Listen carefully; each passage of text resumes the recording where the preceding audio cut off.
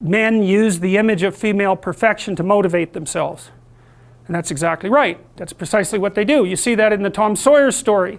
So Tom Sawyer is about 12 years old, and he's still hanging around with his friends like Huck Finn. And this girl moves across the street, Becky, and she comes out, and he's struck by her for the first time in his life. Something's changed. And the first thing he does is hop up on a picket fence and show off and balance in front of her. And he's saying, well, look at me, look at me. He's like the male bowerbird building something beautiful so the female will approve of it. And it's motivation. You know, and that's something that I think modern women don't really understand about men. They don't understand that, at least to the degree that males are uncorrupted and not bitter because of being rejected, they're doing everything they can to kneel before the eternal image of the feminine and try to make themselves worthy. That's the chivalry story, right? That's what you should encourage in your partner. So out of chaos emerges this first form. It's the feminine form. It's partly the form that represents novelty as such. So, and on one hand it's promise, on the other hand it's threat. That you wouldn't believe, and I don't know, because I don't understand the situation with women as well as I understand the situation with men, obviously, being a man.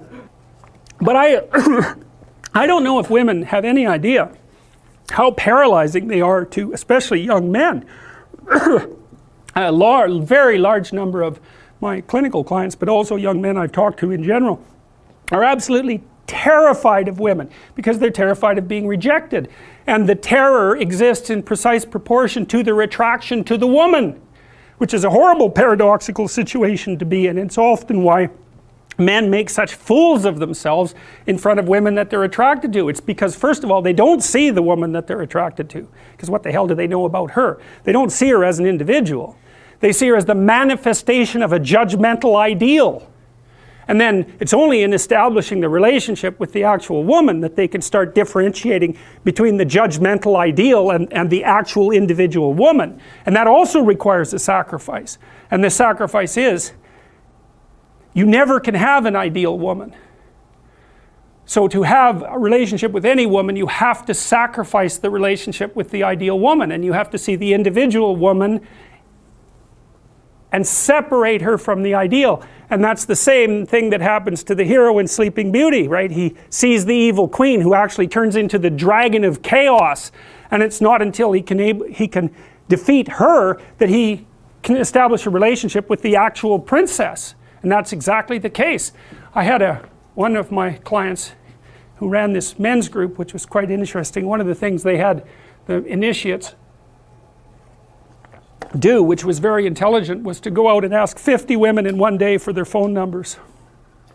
Why? Politely, properly, you know. It was a game, but it wasn't a stupid game. And the idea was, get over your fear of rejection. And how do you do that?